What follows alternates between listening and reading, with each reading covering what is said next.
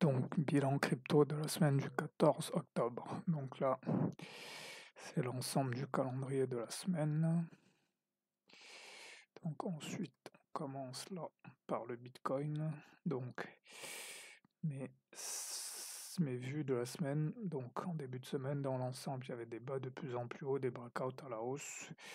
Donc, il y avait un momentum plutôt à l'achat. À partir du 16, la plupart des altcoins se mettent à stagner, sauf le Bitcoin et quelques majors. Moi, je me dis qu'il y a un potentiel rotation risk-off avant les élections. Donc là, ouais, je pense que on est en train de... En fait, les gens sont plutôt en train d'acheter du Bitcoin pour anticiper les élections, en fait. Oui. Donc un second rappel important, c'est ce qui est là. C'est inutile d'espérer de timer le top ou le bottom. Exécuter à 25%, c'est très bien. Et 50%, c'est bien aussi. Ça, c'est un rappel important. Ensuite, là, mes catalystes. Il y a les élections, voilà, clairement. Ça, on ne sait pas si c'est positif ou négatif. Et il y a le remboursement d'FTX aussi qui est en cours. Il y a toujours les tensions aussi entre Israël et l'Iran. Donc Ethereum, voilà, ça a été oublié pendant un moment. Là, c'est en train de repartir. Donc ça, c'était un très bon trade contrariant en fait, quand tout le monde disait qu'Ethereum allait pas remonter, de se positionner sur ces niveaux-là. Mais bon, c'est pas des choses qui m'intéressent, mais voilà, ça permet aussi de voir comment le marché fonctionne. Il y a un truc qui se fait oublier pendant un très long moment, plus personne n'en parle et c'est peut-être là qu'il faut tenter un truc. Donc BNB, pareil, c'est ce que je disais, les majors, ça continue à monter. Donc là, le total, ça monte forcément si Bitcoin et Ethereum montent. Le total sans Bitcoin, ça continue quand même à monter. Le total sans Bitcoin et Ethereum, donc les alts, non même les alts en fait, ça continue à monter depuis... ouais, il y a eu une première hausse là en septembre. Donc dans l'ensemble ça monte. Ok. Donc maintenant, si j'attaque ici,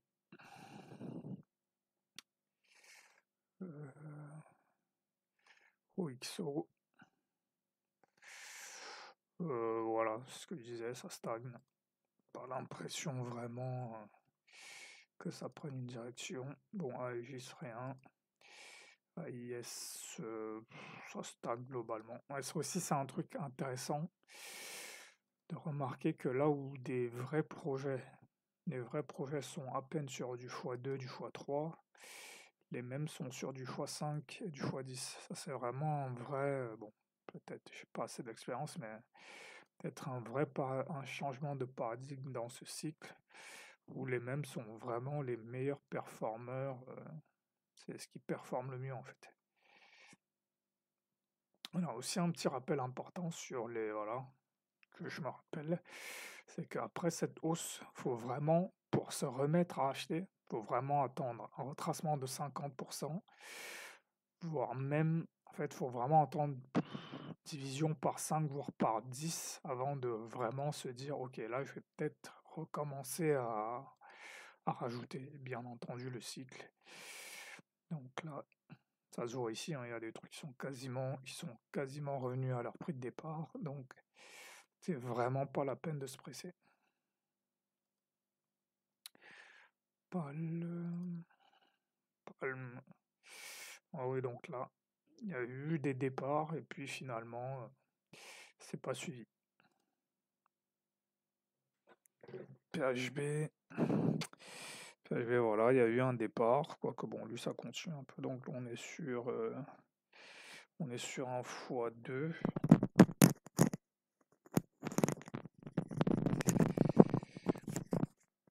Donc on est sur un x2, c'est pas mal, mais comparé au même, c'est pas ouf.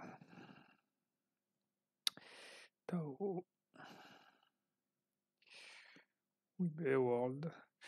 World, il y a pas mal d'annonces en ce moment, donc c'est probablement pour ça que ça monte. Donc là, c'était un très bon point d'entrée que j'avais vu le 15-10, donc je me l'étais mis, bon, j'ai pas pris, mais c'était une très bonne entrée le retest de ce niveau. ZKML, voilà.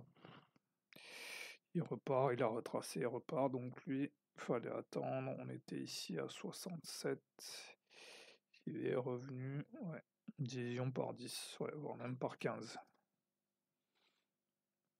Ouais, ça je pensais que c'était mort, mais ça remonte. Voilà, les mêmes, c'est vraiment le truc à la mode en ce moment. Boum, bonk, bonk, ça range.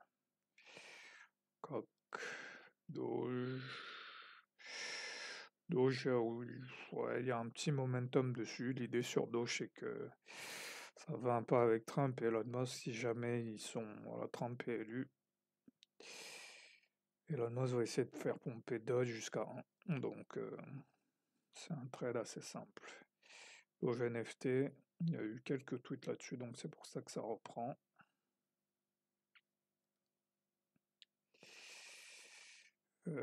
Floki, phase d'accumulation peut-être. Michi, tentative de break qui n'a pas forcément marché, mais ça montre quand même une vraie construction de hausse.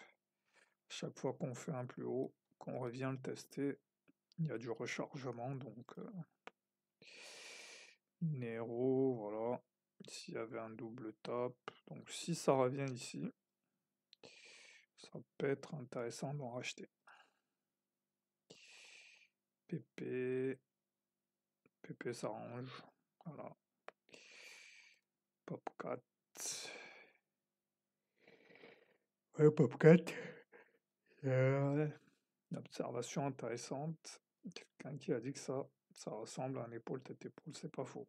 Mais donc effectivement, si ça perdait cette zone de light out, ce serait pas étonnant qu'on revienne ici sur les 70, 75. Donc à surveiller. Donc là, typiquement, ce serait le moment de hedger mon spot ici. Parce que là, j'aurais ici, ici, à rentrer voilà, sur un levier 5 tranquillement. Ouais. Donc là, ce serait le moment de hedger ici sur Pop4. Donc je verrai ce que ça donne la semaine prochaine. Shib, ça se passe pas grand chose. Toshi, WIF. WIF un peu comme Michi, construction de hausse. Donc là, il y avait la zone de light out ici, perdu, mais il a regagné, donc finalement, pas d'indication. Donc là, c'est important de ne pas oublier qu'à un moment donné, il faudra cash out et il faudra shorter. Checks. Checks. Pas grand chose à dire là-dessus. Hein. Pas grand chose à dire là-dessus. Ouais. Ici, ouais. C'est une construction. Ouais. On revient tester le dernier plus haut, donc pas vraiment de remise en cause de la hausse. C'est poule. C'est poule. Je ferais mieux une zone de light out ici. Donc là, potentiellement, ça aurait été le moment de sortir ici. GFI, XS, Maple s'arrange, ça va nulle part. NXERA, ça va nulle part. Hondo, ça arrange. Donc là, ici, on était à 60. Bon, ça n'a même pas doublé, ça a peut-être pris un 50%. Donc, en tout cas, là, ouais, il y aurait une entrée intéressante ici sur Hondo. Ouais. Pendle, en plus, ouais, en weekly, ça fait une sorte d'épaule tête épaule, donc ça, c'est pas.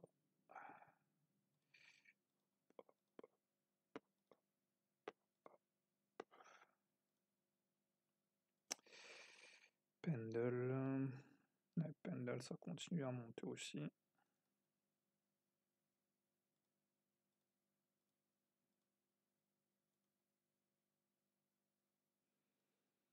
Alors UCOS, ce serait pas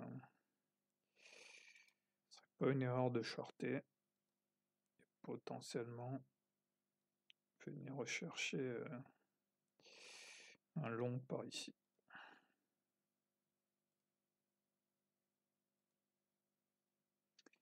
Rio. Ah, Rio rebond là.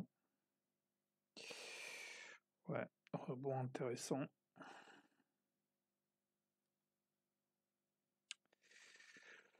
Ouais, sur les trades.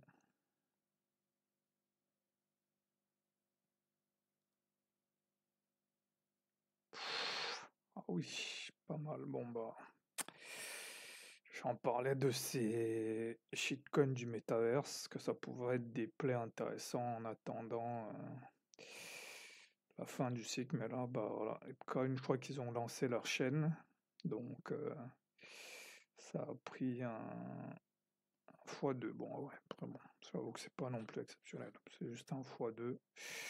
Mais voilà, donc si j'avais vu ça ici, donc là, il y a un 5 au max, il a été à. Ouais, il y a peut-être un x20 à jouer sur Bitcoin, donc. Mais bon. AXS, BIM, Big Time, Chrome, ouais. Ouais, il y a une accumulation, je pense. Ouais. Gala, Mana. Ouais, donc du coup, ouais, je pense que tous ces trucs du métaverse, ça peut être un contrarian play intéressant, se dire qu'il y a bien un moment où ça va revenir, donc ça vaut le coup. Mais pas, pour moi, c'est encore un peu tôt. Je pense que ça, c'est vraiment des trucs. Ce sont un peu les mêmes coins du cycle, en fait. Je pense que quand on va revenir là-dessus, il faudra commencer à dire que c'est peut-être la fin. J'ai pas très bien compris ce qu'ils ont fait. Ils ont migré sur Solana. Donc, STX, là, ici il était à 1, donc il a doublé. Intéressant, mais le plus quand on compare à ce qui se passe sur les mêmes coins, c'est pas ouf. Mais bon, c'est pas mal. Après les mêmes coins, ça reste assez hasardeux. Dianix, donc lui était ici à 30. Un petit 50%. Après ça, c'est un vrai projet. Ouais. Donc, peut être intéressant. Oné, Nosana. Ah, Nosana, il a dû se passer un truc. Ouais. Alt, Néon. Ouais, là, techniquement parlant, il y a un truc intéressant. Si ça devient un support, ce serait pas inintéressant. NTRN. C'est. Bon, ça monte tranquillement. On est passé de 20 à 50, dont un petit x2, x3. C'est plutôt pas mal. AR. Alors, je pense que ça, c'est un spot intéressant. Parce que voilà, c'est un des trucs qui a vraiment montré de la force. Passer ici de 3 à 45. Donc il a fait son x15. C'est un des trucs qui a montré de la force, donc c'est pas inintéressant de.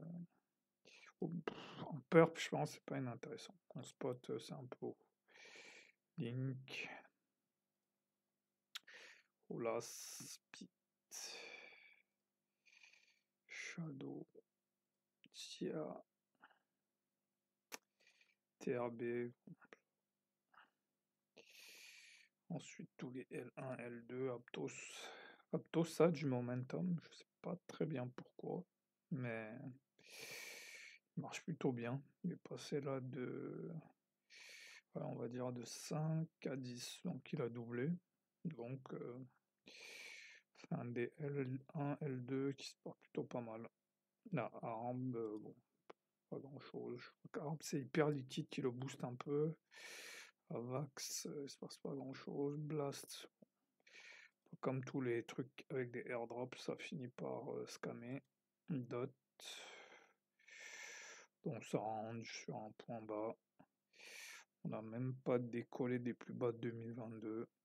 Donc on est à peine revenu sur, ouais, sur les Luna Crash. Donc c'est pas ouf. IMX, Inge. Inge a surveillé quand même, parce que c'est pareil. C'est un des trucs qui a marché très très fort. Il a fait quoi ici? Il est passé de 1, il a fait 1 x 40. Donc à surveiller. Kava, Lunk, Matic, Mina, Nier. Nier, voilà. De toute façon là je pense que globalement ça c'est une phase, une sorte de phase d'accumulation préélection. Voilà. Je pense que là, il va y avoir des petites baisses, mais il ne devrait pas remettre en cause le dernier plus bas, parce que si c'est le cas, c'est que là, il y a un problème. Donc là, ça peut être, voilà, on monte, on redescend, petite phase d'accumulation, puis on monte, on redescend, avant vraiment les élections et l'investiture et la libération des animal spirits. Sol, voilà, ça stagne tranquillement, donc je pense que ça accumule pas mal sur sol.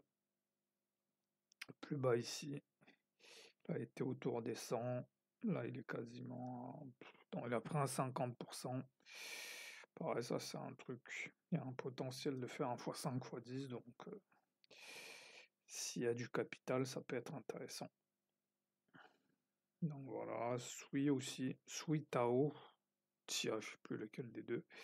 C'est vraiment les trucs qui pètent très très fort en ce moment. Il est passé ici de 50, voilà. Il a fait son x5, un des rares, l'une des rares à avoir performé autant. Vannery, je sais pas ce qu'il fait. Wormhole, passé ici de 2 à 4, bon, c'est pas mal aussi.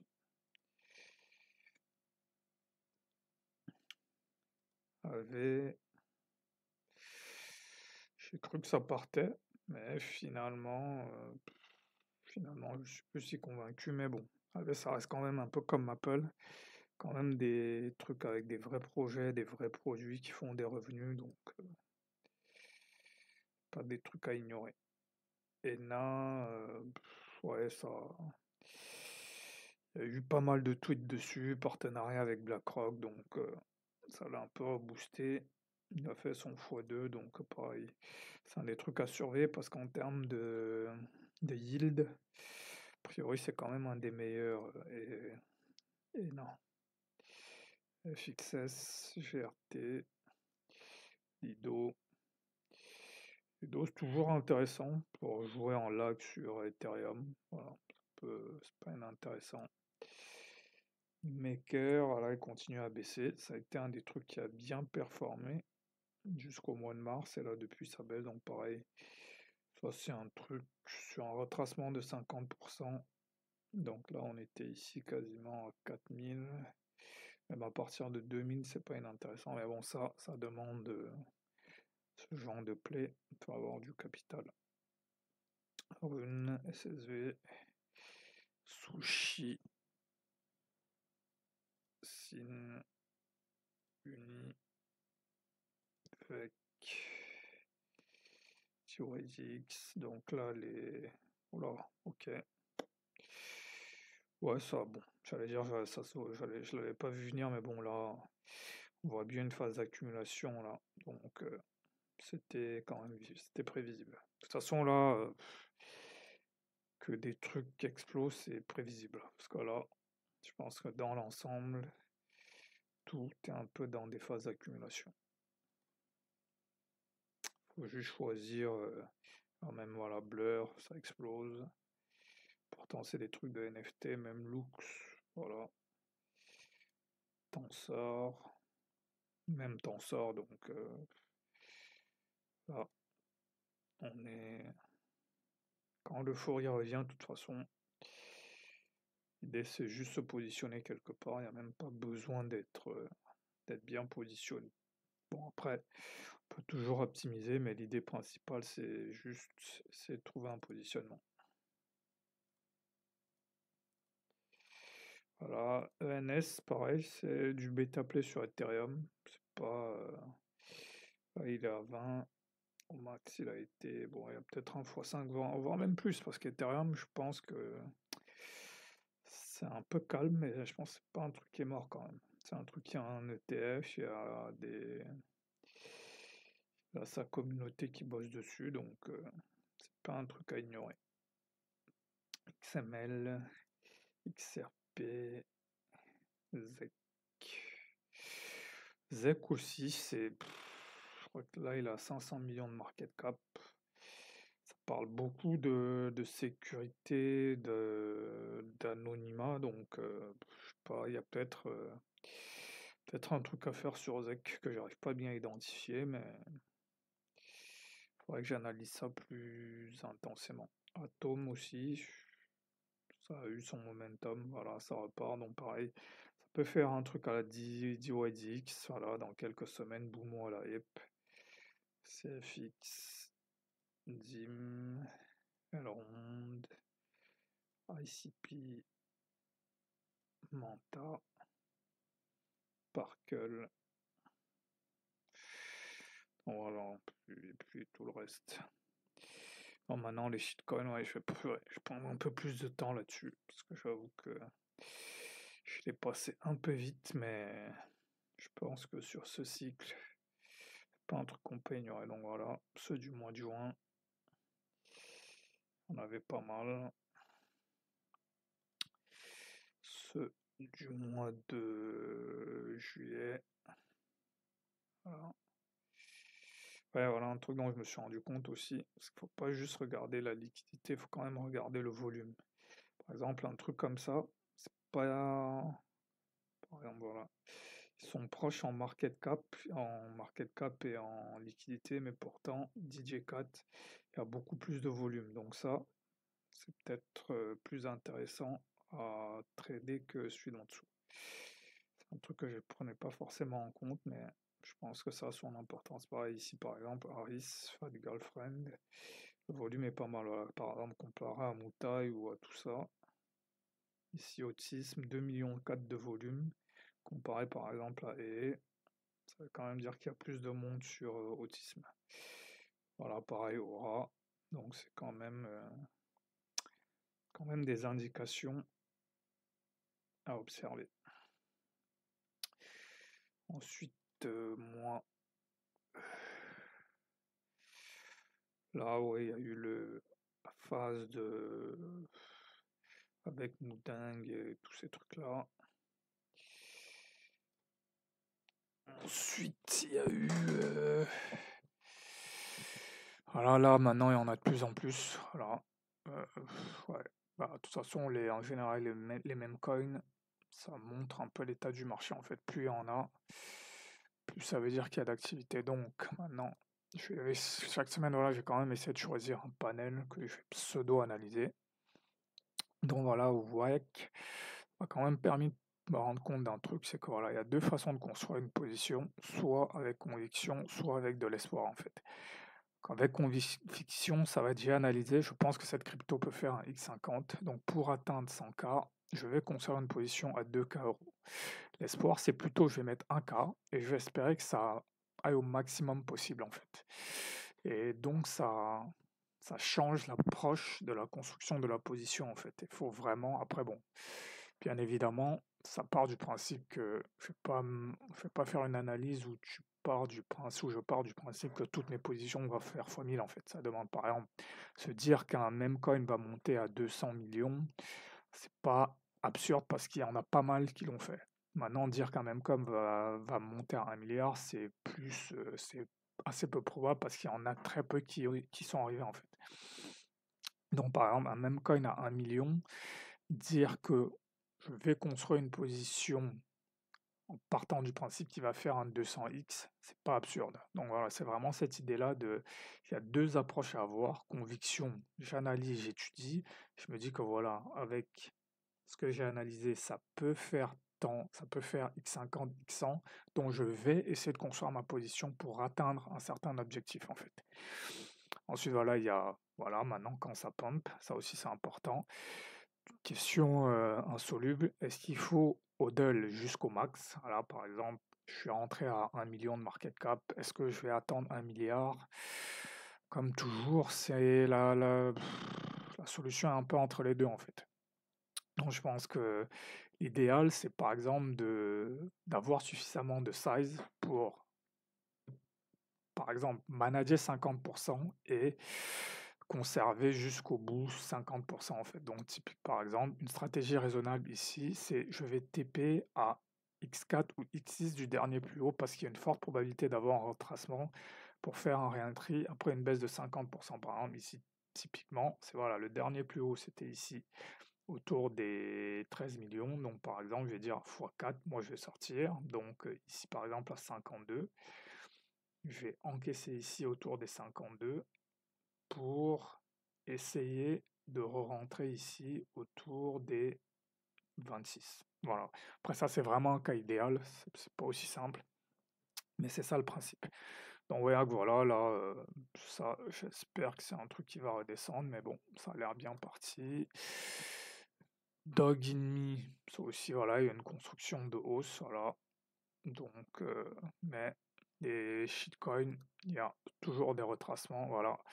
China, belle illustration de pourquoi parfois ça sert à rien de poursuivre les mêmes coins. On est monté ici à 18, là maintenant on est à 6, donc division par 3. Donc on est venu rechercher, alors ici on était à 6, on a fait x3, et là ça s'est redivisé par 3.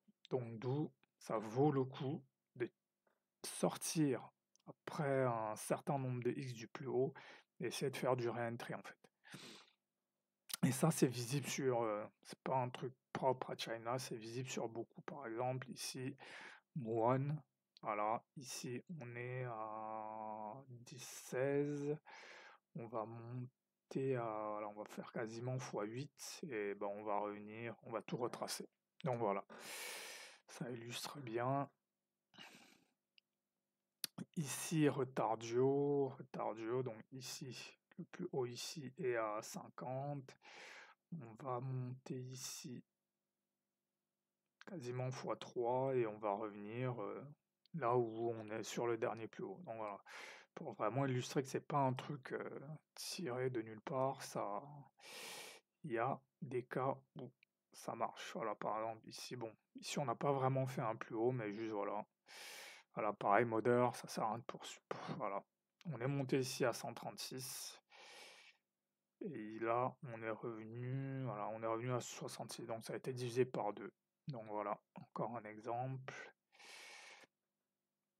Mug, voilà, Mug, c'est un truc aussi qui monte plutôt bien. Nero. Donc oui, Nero, truc important, ce que j'appelle les cabal coins. L'idée n'est pas de les ignorer en mode c'est des scams. De toute façon, tout est un peu un scam. C'est plutôt de se dire à quel prix ça vaut le coup de participer en fait. Donc par exemple, on est à 800 millions, de se dire ok, peut-être à 80 millions ou à quand ça va vraiment baisser, c'est peut-être là où ça vaut le coup de rentrer pour dans la phase de scam en fait. C'est un truc que j'avais déjà étudié, c'est tous ces trucs-là, c'est pas quand ça monte qu'il faut essayer d'entrer en fait. C'est parti si si j'ai pas réussi à rentrer au début, c'est pas grave. Faut attendre la phase de scam ou là, et ça là pareil, Kittenheimer, c'est un truc que j'ai longtemps ignoré parce que ça ressemble vraiment à un truc, un scam, même en termes de liquidité. Donc, mais l'idée, c'est pas de dire que c'est un scam, l'idée c'est de dire ok, à quel prix je peux participer. Voilà un méta qui s'est lancé dernièrement, voilà, le méta des même créé par les IA, donc voilà, à un moment on est ici à 500 millions, là on est déjà revenu à 250, donc ça a déjà été divisé par 2. Donc typiquement ça c'est un truc, ça vaudrait le coup de participer peut-être autour des peut-être des 70 millions, parce que c'est le premier meme coin lancé par une IA, donc ça a quand même une certaine valeur mémétique, donc à suivre. Voilà. Un autre exemple, voilà, Moudeng. À un moment donné, c'est ici à 330 millions, et là, il y a un moment où ça revient à 75, donc divisé par 5. Donc là, et là, c'est même pas sûr que ça continue pas à descendre. Donc voilà, quelques meme coins et l'analyse de la semaine.